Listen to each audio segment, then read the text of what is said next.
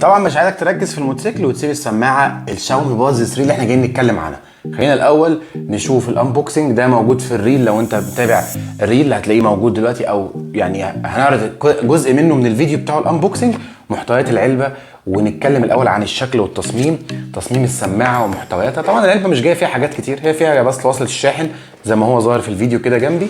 لكن اللي عاجبني بقى المره دي ان السماعه مضاده للبصمات. ده اللي بيعجبني في السماعات، وبالذات السماعات الفئه السعريه بما يعادل 2200 جنيه او 2300 جنيه. طبعا تقريبا بعد تغيير الاسعار ممكن الوضع يبقى مختلف تماما. وسعرها بالدولار بما يعادل حوالي 110 او 120 دولار. بس طبعا السعر وقت تصوير الفيديو غير معلوم، يعني هو السعر بيعلى وينزل، او مش بينزل، هو بيعلى بس. فطبعا انت لازم تتابع كده العروض والخصومات لو انت هتشتري. وطبعا احنا داخلين على شهر 11، فاشتري السماعه في العروض، يعني في بلاك فرايداي في ايام معينه اشتري فيها السماعه. طيب خلينا نتكلم عن مواصفات السماعه. اول حاجه بتيجي بالديزاين بتاعها الناعم ده، والشكل بتاع الانسيابي التحفه جدا السلس في الود. انا بالنسبه لي بحب السماعات الهوك دي جدا، ليها كده طنه اول ما بتحطها في انك بتعمل صوت كونكت كده، او طن ان هي كده معناها ان هي مشحونه باور. تمام، دي بالنسبه لي لطيفه جدا، شكلها في الودن حلو جدا.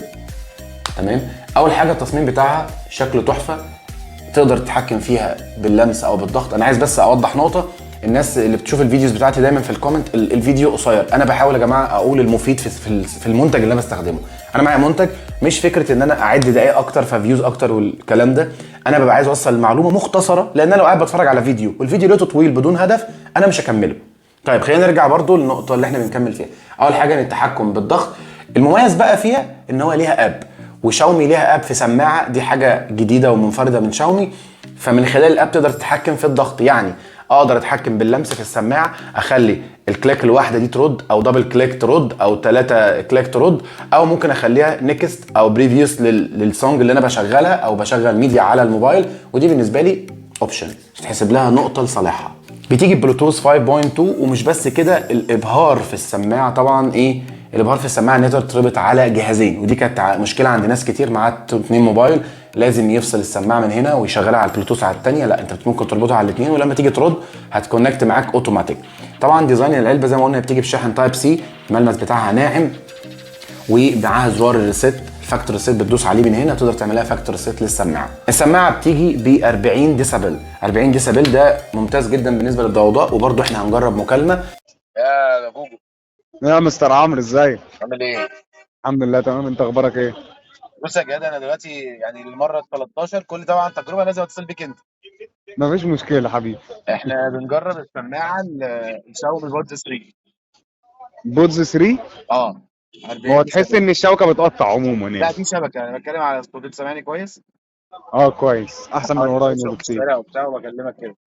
اه لا، احسن من قريب بكتير. تمام، ماشي، ايه شكرا. لا، تحت امرك. سلام.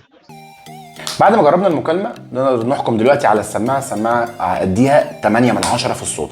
فيها 3 اوضاع لعزل الضوضاء، تلاقي فيها 3 مود للنويز كانسلنج، ودي حاجه مميزه جدا في سماعه في الفئه السعريه دي. بداوا شويه هقول ان هم بيقلدوا انكر، دي حقيقه بيقلدوا انكر في الديزاين بتاعه في التفاصيل دي. طيب الخناقه بتاعت كل مره، السماعه بتقعد قد ايه؟ طيب يا جماعه هي بتقعد 7 ساعات، ده الستاندرد اللي مكتوب على العلبه او الجايد لاينز بتاعتها.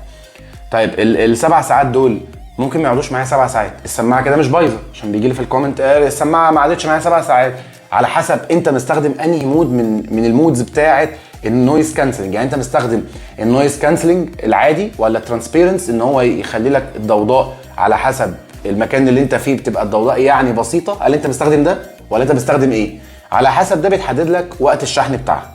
من المزايا اللي طبعا مهمه جدا ان الناس اللي بتستخدم السماعات ديت بتبقى عايزه ان هي فصل تلقائي، يعني لما اشيل السماعه من ودني كده تعمل بوز، وهي السماعه بتدعم الايقاف التلقائي عند الاستخدام. لكن لما جربتها في الجيمنج ما كانتش احسن حاجه، بتديني لاج بسيط كده وانا بستخدمها. ايه المساوئ بقى اللي اتخذ على السماعه دي؟ هي حاجه يعني مش عارف، هي حاجه مش ذكيه من شاومي، بس ممكن تكون بسبب المشاكل او الخلافات بين هواوي وابل او امريكا مثلا والصين. ممكن يكون ده ليه علاقه، الله اعلم. بس هو الابلكيشن مش موجود غير على الاندرويد. طب انا معايا ابل، هتستخدمها؟ هتعرف تستخدمها، بس مش هتستفيد بالمزايا اللي موجوده على الابلكيشن. لكن انت لو من الاندرويد، انصار الاندرويد احنا، هتقدر تنزله عادي من البلاي ستور وتستخدمها مفيش اي مشكله. طيب ايه تاني مميز في السماعه؟ السماعه بتشحن وايرلس، سماعه ب 2400 جنيه وممكن تكون اقل. السماعه بتشحن وايرلس، ودي حاجه تحسب لها، نقطه تحسب لصالح السماعات الشاومي. تعال اقول لك على المفاجاه بقى. مفاجاه السماعه دي ان هي فيها 3 مايك. وطبعا لما احنا جربنا المكالمه دلوقتي كان الصوت فعلا باين ان هي فعلا 3 مايك. دي مش سماعه عاديه مايك او 2 مايكس، لا دي 3 مايك، لان هي مش توصل جوده الصوت في الدوشه دي. انا قاصد ان اجرب كل السماعات اللي بجربها في اقصى ظروف، في حاجه ما بين 70 او 80 ديسيبل. طيب الديسيبل ده بيتقاس ازاي؟ او ال 70 و 80 دول عباره عن ايه؟ ال 70 او 80 دول دوشه مواصلات. 40 ديسيبل ده مقبول، لكن السماعه لو اقل من 40 ديسيبل ما تجيبهاش. اي سماعه اقل من 40 ديسيبل الا لو جايبها للميوزك، او لو انت بتشتغل في اجواء هاديه زي كده في الاستوديو مثلا، بتشتغل في مكتب هادي في عربيتك وقافل الازاز، في الحاله دي ماشي. لكن غير كده السماعه تبقى بتعذبك لو انت بتركب مواصلات وبتستخدمها وما فيهاش ديسيبل عالي، ما فيهاش النويز كانسلنج تكنولوجي، في الحاله دي ما تجيبهاش. طيب السماعه انا اديها ريت 7 من 10. هي غصب عنها سعرها غالي مش بمزاجها، يعني هي السماعه المفروض تنزل بسعر اقل من ده، لكن السماعه ممتازه. طبعا لو عجبك الفيديو ما تنساش تعملنا لايك وشير عشان تشوف الفيديوز اللي جايه. باي باي.